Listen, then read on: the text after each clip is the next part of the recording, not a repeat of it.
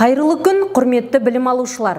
Бүгін сіздерге дәрісті жүргізетін қазақ тілі мен әдебиеті пәнінің мұғалімі Салыбекова Бибігүл Есімханқызы. Біз сіздермен 9-шы сыныпта қазақ әдебиеті пәнінің мәңгілік ел, мәңгілік мұрат бөлімінен Қанжығали Мұхамбетқалиұлының Тарзаман романындағы сырым бейнесі тақырыбындағы сабағымызды бастаймыз.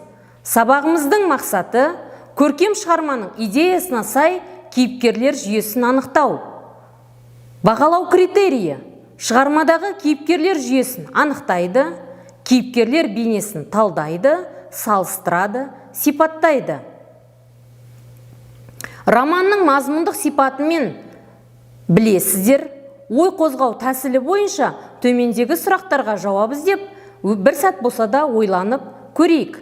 Әрі бүгінгі сабақтың тақырыбы бойынша болжау жасайтын боламыз. Бірінші сұрақ. Тарзаман романында қандай кейіпкерлермен таныстыңыздар? Екінші. Негізгі кейіпкер дегеніміз не? Үшінші. Жанама кейіпкер дегеніміз не? Төртінші. Көркем шығармада негізгі және жанама кейіпкерлер кездеседі ме? Осы сұрақтарға жауап беру үшін бір сәт болса да ойланып көрейікші. Кейіпкер дегеніміз не? Кейіпкер көркем шығармадағы суреттелетін оқиғаға қатысушы адам, әдеби образ. Әдебиетте адамның көркем бейнесін жасағанда жазушы оның кескін тұлғасын, іс-әрекетін, мінезін, сол ортаны дәуірдің өзгешеліктерін танытатын типтік сипаттармен қатар өзінің басына ғана тән ерекшеліктерді де анық байқалатындай етіп суреттейді. Мінекей балалар, кейіпкер туралы сәл де болса есімізге түсірген болармыз. Білім алушылар, сіздерге қазір оқылымнан кейінгі тапсырма беріледі. Кейіпкер әлемі тәсілі. Таркезең романындағы кейіпкерлер бейнесін сипаттауда нақты дәлелдер келтіре отырып анықтайтын боламыз. Берілген тапсырманың дескрипторы. Бірінші, мәтінді мұқият білім алушылар оқиды. Мәтіндегі негізгі ойды анықтайды. Мәтін мазмұндық сипатына, құрылымына мән береді. Тақырып бойынша пікірін білдіреді. Бірінші, сіздерге ұсынылған кестеде кейіпкер аты жазылу қажет. Кейіпкер қалай суреттелінген? Осы жерге бағалайсыздар. Кейіпкерге берілетін баға. Ой, тұжырым, мақал, мәтел, даналық сөз осы кейіпкердің бейнесін ашатындай, сол романдағы негізгі ойға сәйкес келетін мақал мәтелді, тұжырымды сөзді жазасыздар. Кейіпкерлер әлемі тәсілі бойынша дұрыс жауап нұсқасы ұсынылады. Білім алушылар, өз нұсқаларыңызбен салыстырып көрейікші. Кейіпкер аты Сырым. Орынбордың генерал-губернаторы Игельстромға жазған бір хатында былай деп жазады. Сіздердің түрлі әдістермен алдап, қолға түсірген ноғай башқұрттар сияқты бізге де бұғалық салып, езбекші екендігіңіз белгілі. Осы ойына біз баға беріп көрейікші кәне. Сырым батырдың қолына қару алып, көтеріліске шығып, басын бәйгеге тігудегі мақсатының айқындығы халқының мойнына түскен. Сол бұғауды үзуге ұмтылғаны анық аңғарылады. Кейіпкер қандай? Яғни Сырым қазақты орыс билігіне түгел аударамын деп келген Игельстромның сол саясатын жүзеге асыруға қарсы адам Сырым. Сырымның тапқырлығы, батырлық тұлғасы, ұлттық қаһармандық бейнесі тарихи деректер негізінде көркем суреттелген. Сырымның бұл жерде, яғни қалай бағалаймыз? Сырымның батырлығынан гөрі саясаткерлігі басымдау бейнеленген. Сырымның ұлылығы да, қазақ үшін істеген ісі де осы жерде көрінеді. Сырымның әскери қолбасшы тұғырындағы ұйымдастырушылығының нәтижесінде отаршылдармен болған бірнеше шайқастарда қазақ қолы жеңіске жетеді. Осы жерде біздің Сырым батырымыз белсенді әрекет жасады.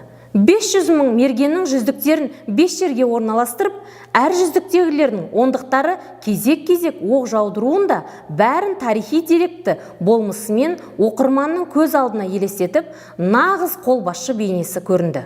Қолбасшы батыр Сырымның жаттығу кезіндегі дайындығы, жанындағы серіктеріне ұлттық азаттық жолында күрескерлерге деген халықтық сенімі күшейтті. отаршылдарға қарсы шешуші майдан ашуға бел буған ел ағасы, қолбасшы, батыр ретінде таныдық.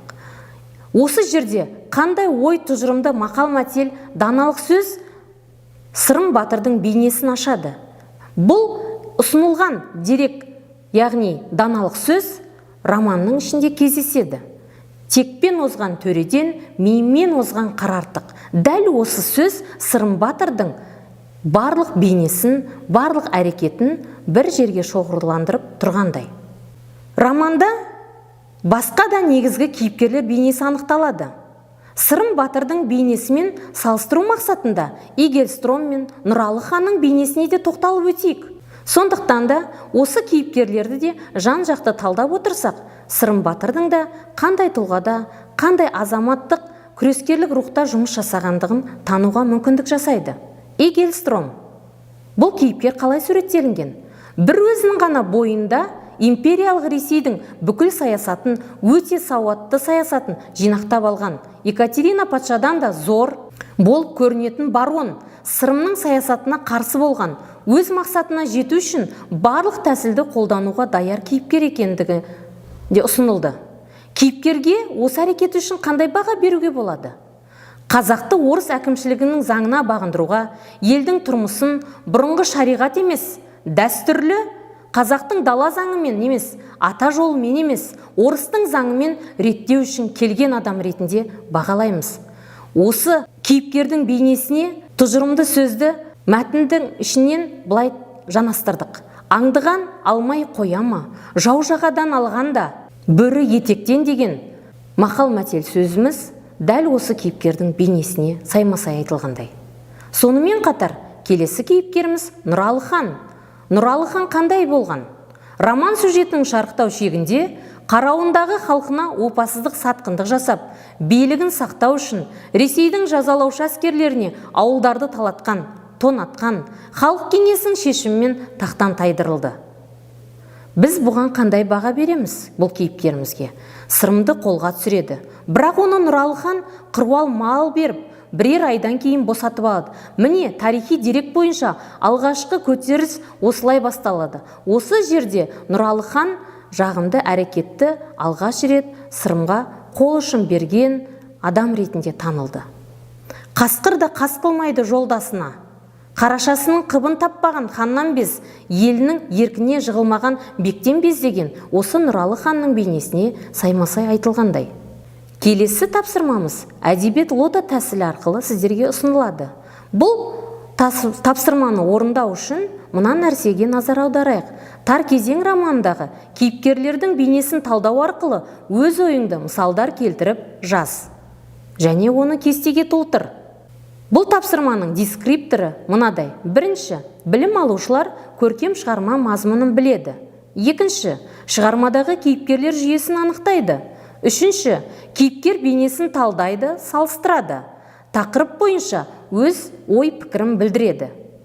Бұл кестеде кейіпкердің атын және ол кейіпкер қандай адам, қандай жағымды қасиеттері мен қылықтары ұнайды, неліктен сіз сол кейіпкерге ұқсағыңыз келеді, немесе сол кейіпкерге ұқсағыңыз келмейді, себебін ашып жазуларыңыз қажет. Берілген тапсырма бойынша ойланып, жұмыс жасап болсаңыздар, сіздерге ұсынылған ықтимал жауап нұсқасымен салыстырып көрейік балалар. Кейіпкер Сырым. Қандай кейіпкер? Ақылды, әскери қолбасшы, ұлтжанды, өршіл мінезді, сөзіне берік, болашағын болжай алатын азамат. Қандай жағымды қасиеттер қылықтар ұнайды? Орынбордың генерал-губернаторы Игельстромға өз пікірін ашық айтып, оның жоспарлаған саясатымен келіспейтін, нақты әрекетімен көрсетуі, әскери қолбасшылық тәсілдерін жан-жақты ұйымдастыруы ұнады. Кейіпкерге ұқсағың келеді ме? Жоқ па? Себебін түсіндір. Сырым кейіпкерге ұқсағым келеді. Себебі өз ұлтының тәуелсіздік жолында жанашырлығы мен ұлтжандылығы ерекше әсер қалдырды. Қандай қиыншылық болса да, үлкен төзімділік танытып, ақылды шешім шығаруды үйрендім. Менің Сырымға ұқсағым келеді. Мінеке себебі осылай түсіндіріліп жатыр. Игельстром. Қандай адам? Генерал-поручик, барон, өзіне берілген тапсырманы бұлжытпай орындаушы, мақсатына жету үшін амал әрекетті жасаушы айлакер. Қалай бағалаймыз? Осы нәрсеге назар салайық. Бұл кейіпкер ұнамсыз әрекеттермен бейнеленсе де, бір ғана қасиеті маған ұнады. Ол жоғарыдан берілген қызметтік міндеттемені жауапкершілікпен орындауы. Ал егер ұқсағыңыз келеді ме? Жоқ па? Осы сұраққа жауап іздеп көрейік. Игельстром кейіпкерге ұқсағым келмейді, себебі әділетсіздік жолында жағымсыз әрекеттер жасады. Ресей империясының жоспарын жүзеге асыру жолында турашылдықпен жүрген сырымға қиянат жасады. Батырға түрлі кедергілер келтірді. Осы тұсы маған ұнамады. Нұралы хан.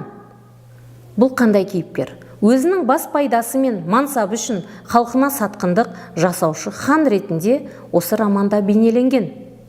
Патша өкіметімен бірлескен Нұралы ханның көтерілісті қолдаған руларға қарсылығы, оның сырмен ара қатынасын суытты. Нұралы ханның ашық түрде патшаға қызмет етуі көтерілісшілерді оған қарсы қойды. Мінекей, бұл Нұралы ханға қатысты айтылған ақпарат. Ал осы кейіпкерге ұқсағымыз келеді ме? Кәнекей, Нұралы хан кейіпкеріне ұқсағым келмейді.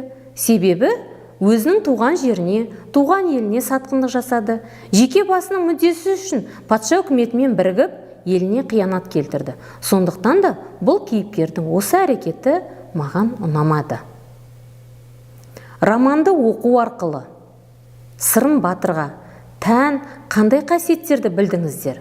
Сырым жан-жақты осы романда өзіндік болмысымен кең ауқымды бейнеде танылды. Сырымға тән қасиеттерді топтастыру арқылы өз жауап нұсқаларымызбен салыстырып, дұрыс жауапқа назар аударайық.